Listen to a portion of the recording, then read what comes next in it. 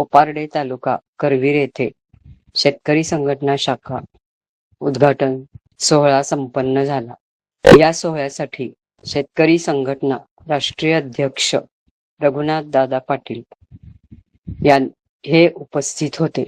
त्यांनी उसाला प्रति टन 7,500 दर मिळावा, गाईच्या दुधाला डिझेल दर मिळावा, तर म्हशीच्या दुधाला पेट्रोलचा दर मिळावा, या आणि इतर शेतकरी संघटनेच्या माध्यमातून मागण्या मान्य व्हाव्या, असे त्यांनी शेतकरी संघटना शाखा उद्घाटन प्रसंगी सांगितले।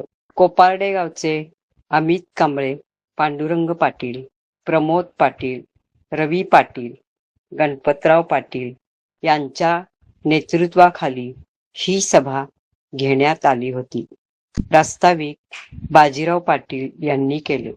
दरम्यान या सभेमध्ये शेतकरी संघटना जिल्हाध्यक्षा ॲडव्होकेट माणिक शिंदे, महिला आघाडी अध्यक्ष डॉक्टर प्रगती खरे चव्हाण, शेतकरी संघटना जिल्हा उपाध्यक्षा ज्योतिराम घोडके, वडणगे, अमित कांबळे या सर्वांची भाषणे झाली। रघुनाथ दादा पाटील, ॲडव्होकेट माणिक शिंदे, प्रगती खरे आणि ज्योतिराम घोडके यांनी शेतकऱ्यांसाठी गाईच्या दुधाला राज्य सरकारकडून अनुदान द्यावे, शेतकऱ्यांना दिवसा लाईट मिळावी म्हणून पाठपुरावा केला।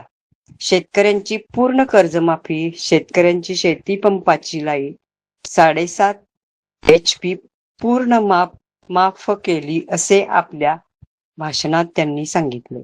कार्यक्रमाच्या शेवटी ज्योतिराम घोडके यांनी आभार मानले। सतर्क लाईव्ह न्यूज साठी माझगाव प्रतिनिधी अनिल जाधव।